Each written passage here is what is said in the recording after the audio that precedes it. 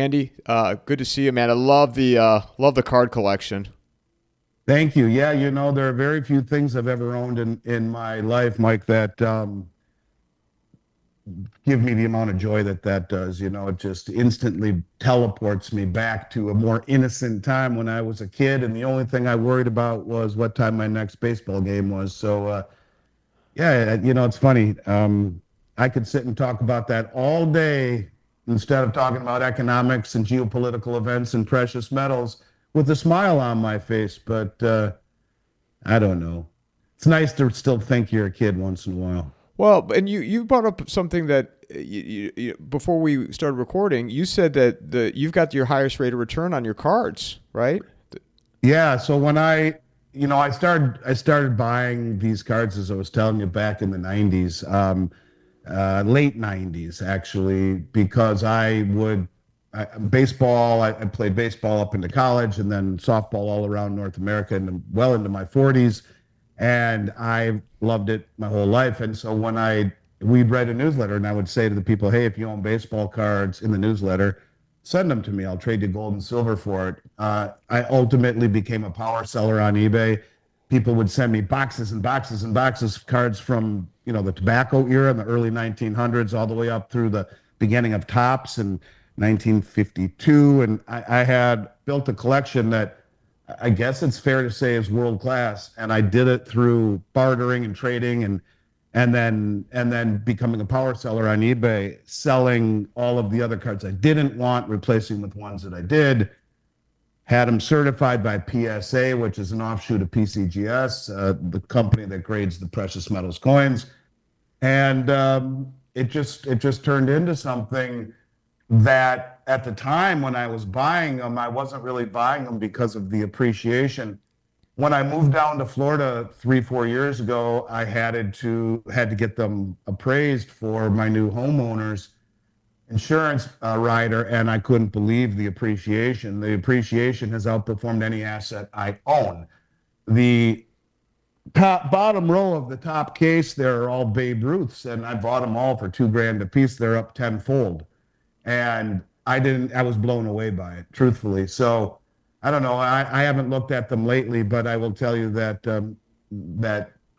they've just outperformed just about any asset I own. And that's the thing, you look at, and I'm not saying this is me. I'm just simply saying that wealthy people, their wealth isn't denominated always in dollars. I mean, it is ultimately, but it's not, the bulk of it isn't in dollars. It's in assets, and assets appreciate. And I learned that firsthand. I didn't buy them to get wealthy. I bought them because it made me happy, really. Something that I've loved so much my whole life. And along the way, the bonus was that those assets appreciate. And there's a lesson to be learned from that, and that is that assets feed you, liabilities eat you. And it's doubly nice if those assets turn out to be something that you get enjoyment out of. Do you still watch professional sports? Not as much as I used to. In fact, when I lived in Minnesota, before I started doing all the YouTubes that I do, every TV in my house, I think, was turned to ESPN. And so I do. I mean, for example, I bleed purple. If the Vikings are on, I'm going to watch them. And if, it's hard for me to follow the Twins and the Timberwolves the way that I would like. But if they're in a national game or a playoff game, or yeah, I'd move heaven and earth to do it. But it was different, when it was just different. I remember Kirby Puckett in 1988 after the Twins won the World Series. I was 17 years old in 87, and that was in the heyday of my baseball, right before I went to college. And Frank Viola.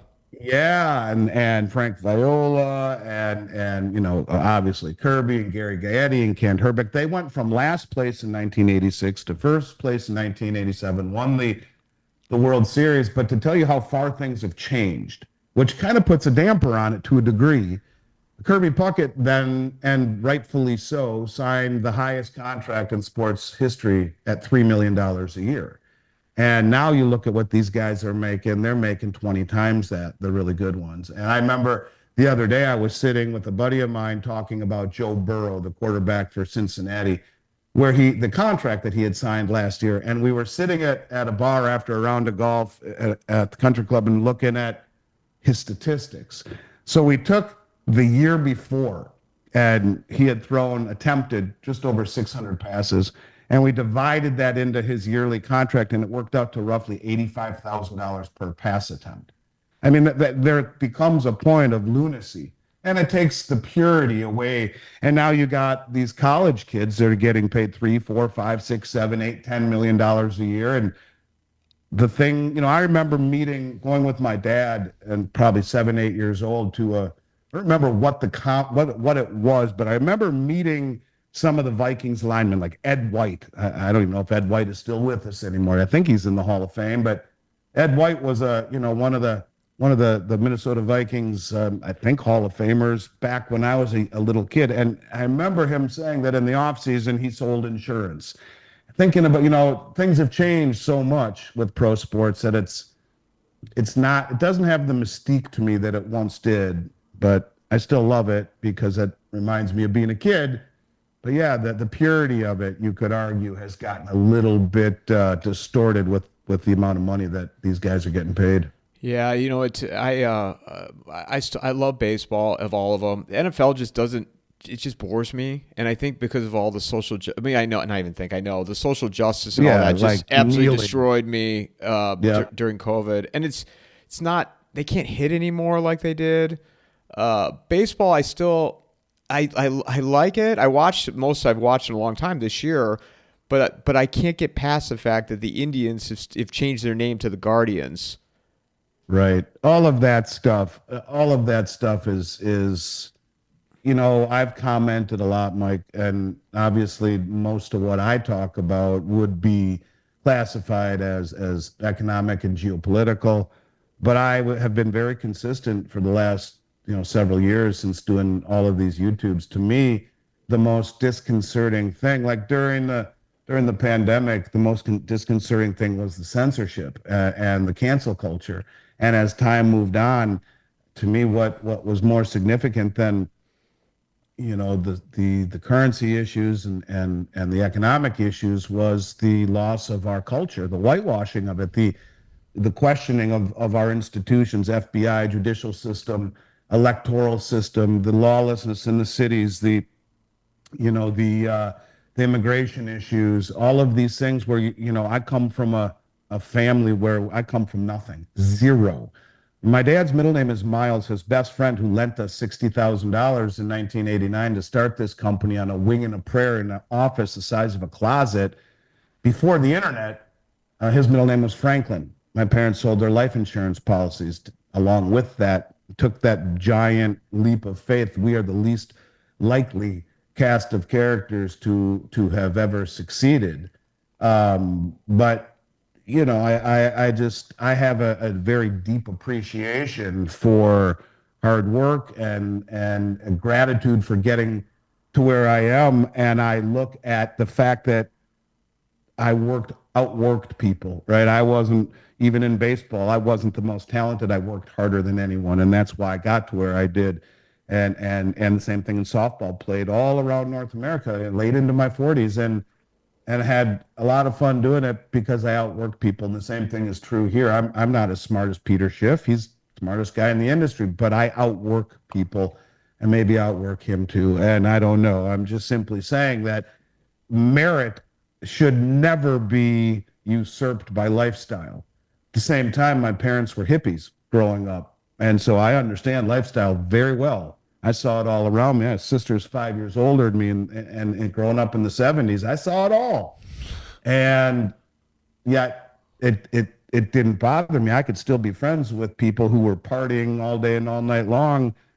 I'm your friend. Just, I don't have to celebrate you, and go about and do my own thing. And the fact that we went so far away from that really disturbed me more than anything. I was very consistent on that the denigration of our culture, the whitewashing of it, was the most disparaging and disheartening thing that we saw in my mind over the last 4 years. And that's, I think, if we kind of turn it to the economic side, I think that's why you have some, I don't want to call it irrational, but there is exuberance and surrounding Trump's victory. And I voted for him. I'm thrilled he's taken office or will take office. I'm thrilled he won because of that, to get our culture back, to go back to instilling the things that made hard work and keeping your nose clean and doing what you're supposed to do primary, rather than what is your lifestyle, how do you identify yourself, and all of these things. And that to me is front and center. And I think there's an interesting line here of, well, how does that reflect with the economic side of things? And I think that's where it becomes to be slightly irrational. And I use the movie Shawshank Redemption kind of as my analogy. Andy Dufresne had to crawl through 2 miles of crap to get to the other side. And I think we could get to the other side. And I'm optimistic that the Trump administration will bring back the things that made being an American special.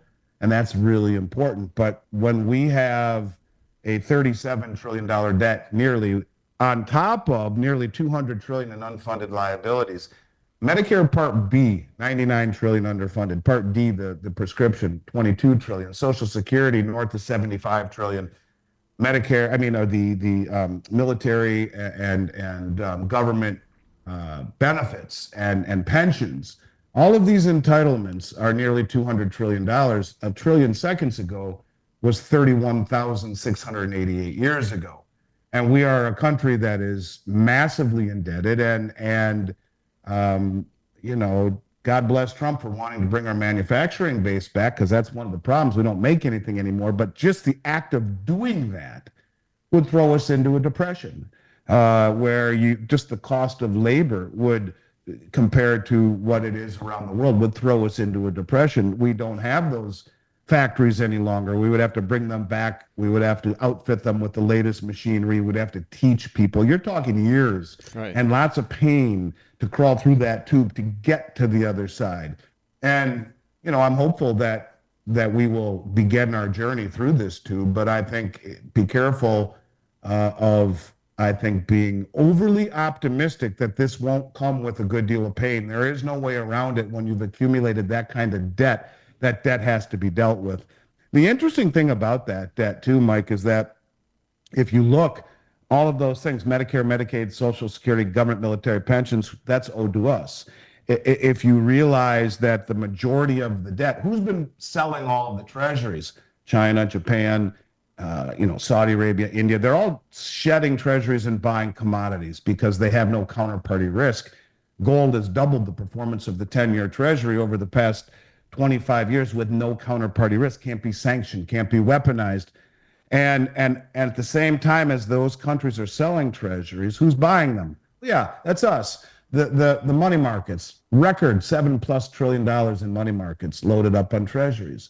The banks and the pensions and the insurance companies all loaded up with U.S. treasuries. And one of the interesting things now is that all the stable coins are 80 to 90% backed by U.S. treasuries, which is no wonder why they're talking about this crypto binge, because they're buying crypto, yeah, but once you move throughout the ecosystem and go in and out of stable coins like USDT, Tether, that you're supporting the legacy system. And so the bottom line is that if we were going to go through that tunnel to reset the system, well, what better way to do it first and foremost than to have someone at the helm who's an expert in restructuring and bankruptcy, a staff or a cabinet who is very much of the tech era, of the digital era, to usher in this digital state.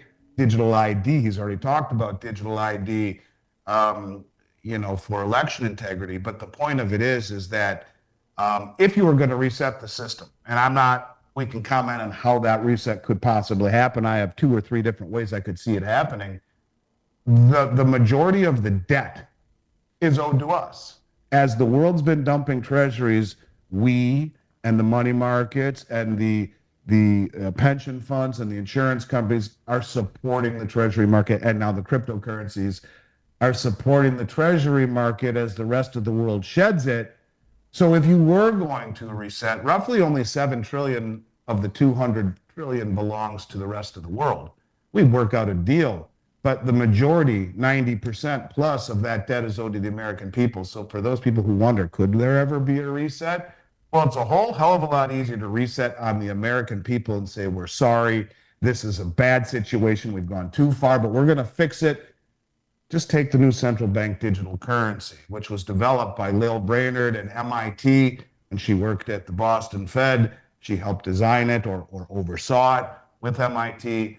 Is it going to happen? I don't know. But when we talk about reset, when we talk about getting there, to reset a system where predominantly the debt is owed to the American public, in my mind, would be a whole heck of a lot easier than if it were the other way around, where the majority or the preponderance is owed to the rest of the world. So food for thought, fine line between conspiracy and reality. Don't know how we got there, but let's keep going. Well, so this is a couple questions I have with you. I know my time is limited. You're going to have to come back, Andy. Do like I'll come back anytime. 3 hour, please. 3 hour, we talk about baseball. We'll cover all the stuff. But I was talking to a friend of mine about this, and I want to get your thoughts on it. We are literally, and again, tell me if you agree or disagree. We are in the midst of a societal collapse on many fronts. People are withdrawing from the healthcare system, the idea of insurance, because they know it's a scam. That's in my opinion, by the way. They are withdrawing from the corporate employment sector because they feel like it's dead-end jobs, and then the whole diversity, equity, inclusion, what have you. They are withdrawing from the tax system. They're figuring out ways to not pay as many taxes. And you are seeing, from a law standpoint, people are complying with the law less and less. I don't see how an election fixes that. What are your thoughts on that? It doesn't necessarily fix it, but it's an administration who may do the best they can to, hopefully anyway, to reinstill the important qualities and hallmarks of what being an American always was when you and I were kids. And I think you could argue we went so far like a pendulum that swings to the wrong end that if done the right way, you could certainly instill a lot of confidence. But you're right. I think that in general, you could argue that we have gone too far down the rabbit hole, and the costs of things and the benefits of things like insurance have and will continue to have lasting effects. I'd like to be optimistic in this respect, that I'll say that I would 1,000% agree with you and say it's going to exponentially get worse if Kamala Harris had won the White House. I think that what Trump will really try to do is to reinstill the how special it is to be an American and what it really truly meant. Like, for example, I've done a couple of interviews with Kash Patel, and he's maybe the smartest person I've ever spoken to in my life. His eyes are piercing. He looks right through your soul, and he's no nonsense when you talk to him.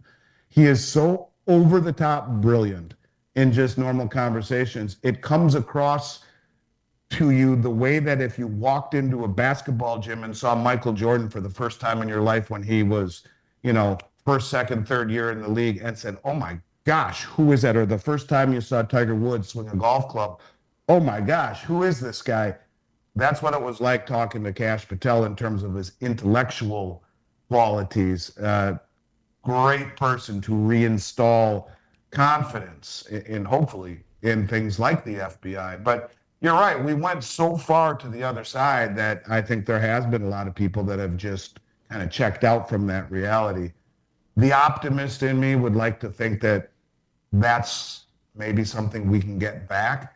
But you're right, one of the things I commented on more than anything was the divisiveness that this country has. And how far away we've moved from being unified, and as Americans, we aren't anymore. Everyone's angry to the point where for the last several years on my way into Thanksgiving dinner, my wife has to grab me by the shirt collar and say, not a damn word tonight. I'd like to eat dinner, because even with your family, trying to have a conversation about things can often go awry.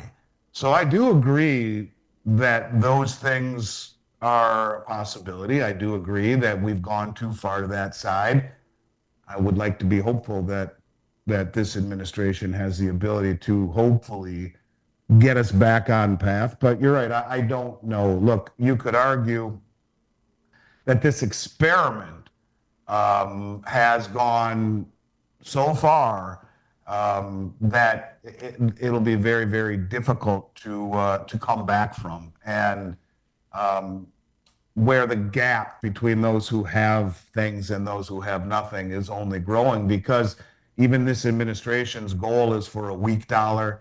You will see inflation, you will see low interest rates if they had their druthers. At least the market is not behaving right now with the low interest rate thing. As the federal funds rate keeps dropping, the 10-year treasury keeps going higher. But if Trump had his druthers, it would be for a weak dollar and low interest rates. Well, that's inflationary, that's loss of purchasing power, and that will affect most, the people of lower income, and that won't change. And this is again why, people who have assets don't care, because their assets appreciate in an inflationary environment, and people who don't are having a harder time buying basic necessities. I see that trend continuing. In fact, I don't see, John, someone's here. I don't see much of an ability for that trend not to continue as we move forward.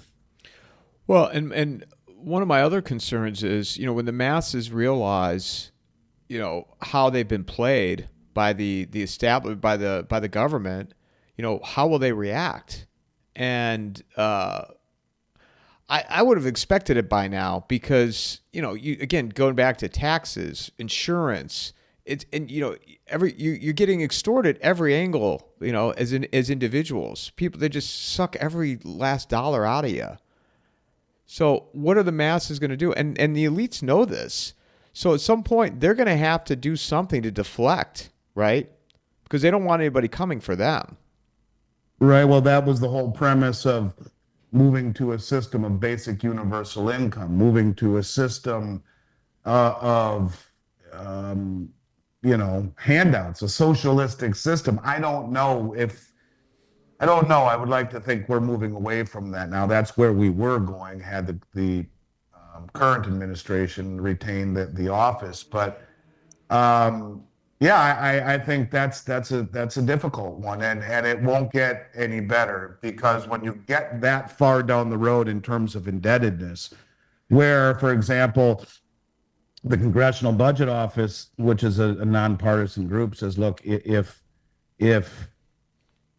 even if the budget was balanced, which it's not, by 2031, 100% of tax revenue goes to pay just the interest on the debt, and mandatory entitlement, which is off balance sheet, Social Security and Medicare as an example, that, how do you retain the supremacy in this country when things like military, which is discretional, has to be borrowed? Well, at that rate, the amount of indebtedness will continue to grow and grow and grow and grow.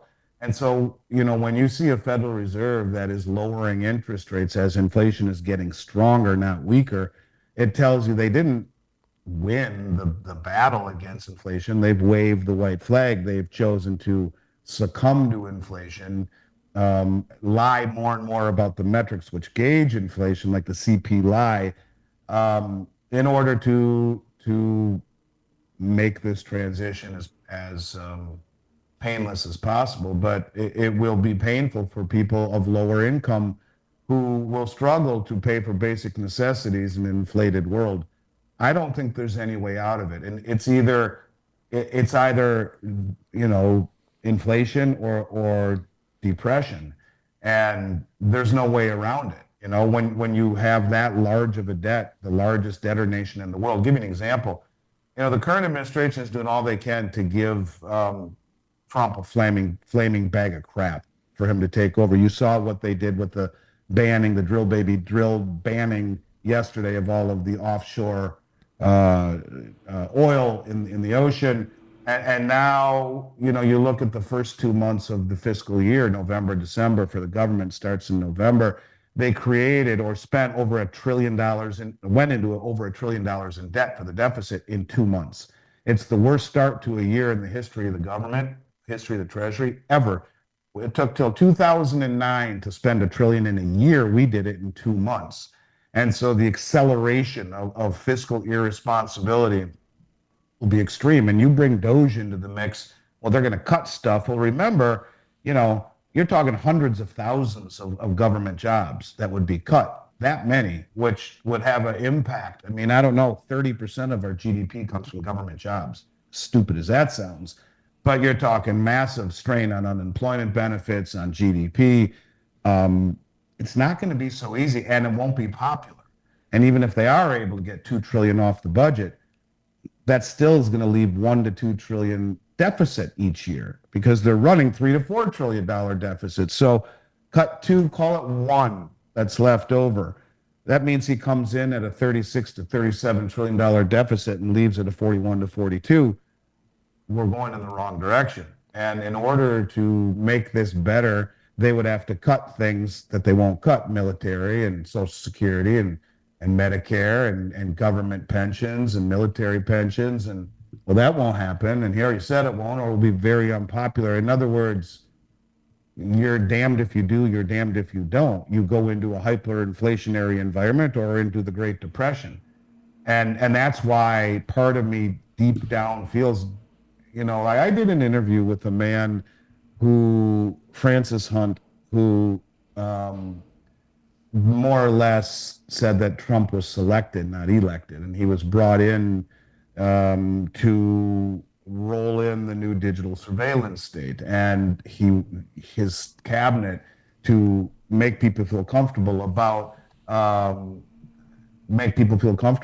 digital currencies. And when you look at like, again, what better guy to oversee a reset or a bankruptcy than a guy like Trump? Because that's how bad it is right now, where there really is no way out of paying off this debt without going through a considerable amount of pain.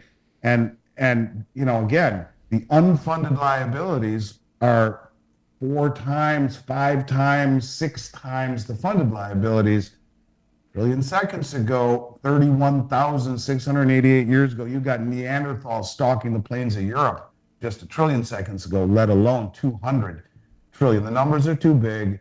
You can't pay them off. And in an economy and in a country that has kind of lost its way, and an economy that's lost its manufacturing base, yeah, these are all noble endeavors that he wants to do economically. But like Andy Dufresne had to crawl through that tunnel of crap, so too will we as a country in order to deal with the debt. It is interesting that the majority of the debt is owed to the American public. It really is, but that would make it easier to reset. But any way you look at it, look at that. Siri didn't understand. Siri thought I was talking to her. Anyways, which is scary in and of itself. Did you agree with Francis Hunt, what he said? It became hard to not agree with some of what he said. I said, wait a minute. You mean you're trying to tell me that Trump has people pulling the strings above him? Oh, yeah, faceless, nameless people, but yes. And part of what he said was that they let things get so bad over the last 4 years purposely. They wanted to do that, to make it so bad that people, and then bring in a challenger who was so inept that guaranteed that Trump would win, so that you would have people willingly. Now, I've been saying for a year that they'll do digital ID for election integrity. He just came out and said that. Francis Hunt said it, and then he said it. Trump said, yes, we're going to do a digital ID for election integrity. And if you look at the comments on Twitter, they were all like, yeah, absolutely, great, amazing.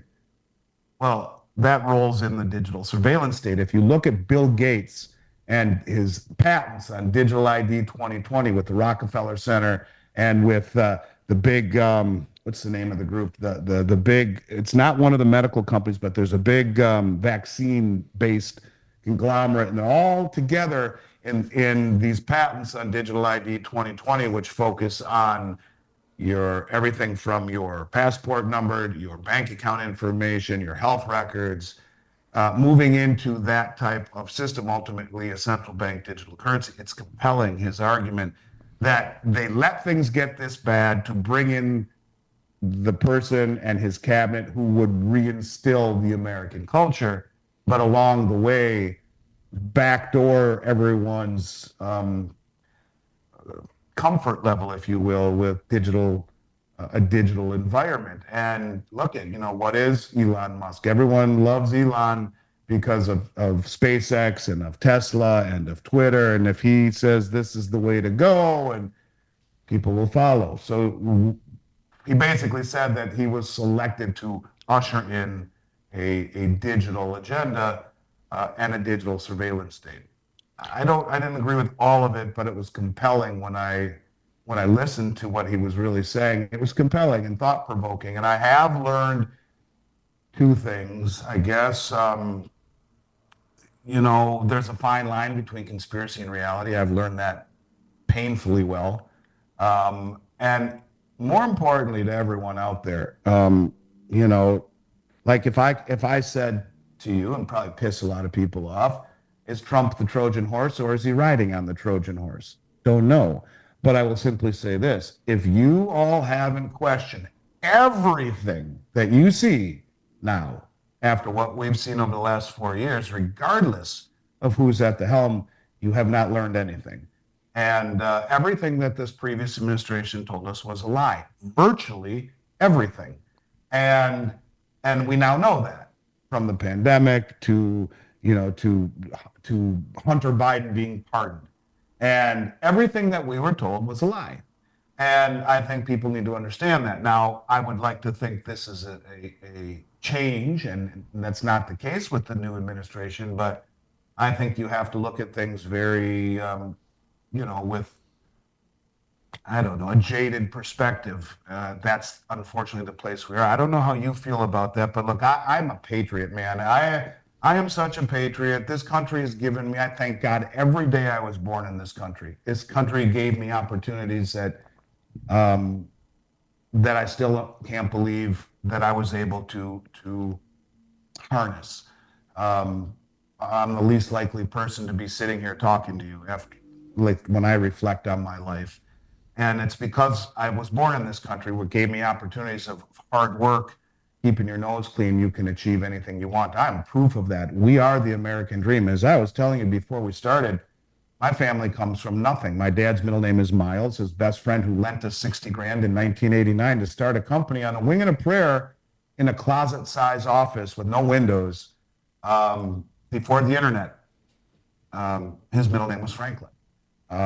So I appreciate the success I have achieved. And it's a direct function of merit, hard work, not lifestyle. And that's why I was so distraught over the last several years. And as the owner of a precious metals company, spent all that time talking about that along the way, right? And that's not something you normally hear coming from a precious metals company. But to me, that was everything, because this country afforded me these opportunities that I have 3 kids and wondered, will anything even close to that be available for them? So I don't know how to feel about the current administration other than to say I'm thrilled that that he's in, and optimistic for the changes he will make, but realistic that we still have that tunnel to go through, and question could it be that even someone like him is beholden to other people pulling strings at above. That wasn't my initial thought, but after listening to Francis, I got to tell you, you can listen to my Little by Little, Miles Franklin Little by Little YouTube channel. The name of the podcast is Little by Little, which refers to logarithmic decay, little by little by little, and bang, all at once, like going over a waterfall. It was compelling, I must say. So I don't know how much I agreed, how much I disagreed, but I think, again, you need to look at everything with a discerning eye. And I hope that's the one lesson I took away from the last 4 years. And I hope people would do that themselves, at least in terms of being told what's happening from the people above. Yeah, one, I want to go listen to that, but two, sounds like somebody I'd love to talk to on here to. He's an amazing dude, really smart, and yeah, I can arrange that. I can help arrange that for you. I'm sure he would like to come on. He gets it and has done his homework. So I think, like when I started in this industry, people read newsletters, right? There was no internet and emails, and everyone read 8 or 10 newsletters and then took from that grouping of information, made their own appraisal of the situation. The same thing is true here with YouTube. I think people should watch all different perspectives, take as much fact as they can, and then formulate their own conclusion. I will tell you, just about everything that I talk about is rooted in fact, but it's like a cookie that you squeeze and break into crumbs. So you can pick all those crumbs back, try and formulate them back into a cookie. You may not get it, you may. The point is, take all of those crumbs and figure out the best way to formulate your own cookie. And I think these are very, as the Chinese curse says, may you live in interesting times. These are interesting, and I think 2025 might be the most interesting year yet. And I think that's one thing that people aren't ready for, because they would have been ready for that had Kamala won. But I think now there's this overwhelming sense of optimism that is blinding people's ability to look at things maybe with questioning things or looking at them with a little bit more discernment. So yeah, I think 2025, while there's a lot of reason to be excited, there's also a lot of reason to be cautiously optimistic. I know my time is coming to the end here with you, but one thing I want to ask you, because we were talking about sports. I would love to pick up. It could be as soon as later this week or next week, whenever you have time. We can even do a second episode, because I too we haven't begun to talk about the things I know you wanted to talk about, but that means that you're someone who I like to talk to. We go down tangents about baseball cards and sports and stuff, so we will do it again soon. We'll save it for the next one then. Where can people find you, Andy? So they can find us at milesfranklin.com. They can find us on YouTube, the Miles Franklin YouTube channel. We are a precious metals company. We don't publish our prices above very small amounts you can buy online. For those people who have any questions about anything that they've heard on this interview or any of the other ones I do, anything about precious metals IRAs, any related economic precious metals questions, or would just like to see our price list that we keep close to the vest, that will be as good or better than anyone in the country, with no obligation, they can send us an email at info@milesfranklin, info@milesfranklin. Let us know in the subject line you heard about us on this podcast, just so we know where you came from. Maybe you just want the price list, no obligation. Ask for it. You'll be glad you did. It's probably better than 9.5 out of 10 companies in America. And if you want to be contacted, put your phone number down. Say, contact me for whatever questions I have. If you don't get a response back within half a day, check your spam. A lot of times emails coming from any corporate server get grabbed by spam filters, but that would be the best way. And again, Mike, I definitely want to come back on and pick up where we left off. I know there's a lot to talk about. So as soon as you're willing to do episode 2, count me in, and I look forward to doing that.